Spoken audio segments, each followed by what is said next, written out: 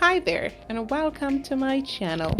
If you're new, please hit the subscribe button. If you're already here, thank you so much for watching. Today, I'll be teaching you how to make the most delicious beef short ribs fall off the bone. These are my ingredients, and they will be listed in the description box below.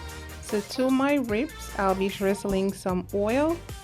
Then I'll be adding my Worcestershire sauce, my sweet soy sauce, my liquid smoke, red pepper flakes, and beef bouillon.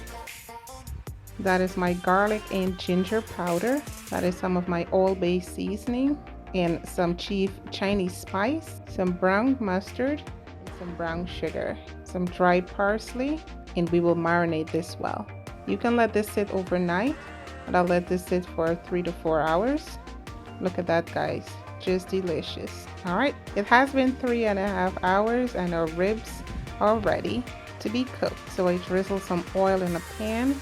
Make sure to coat the bottom of the pan evenly with the oil. We'll put that in fat side down so we can render the fat. Look at that, guys, just beautiful. It has a nice char on the bottom.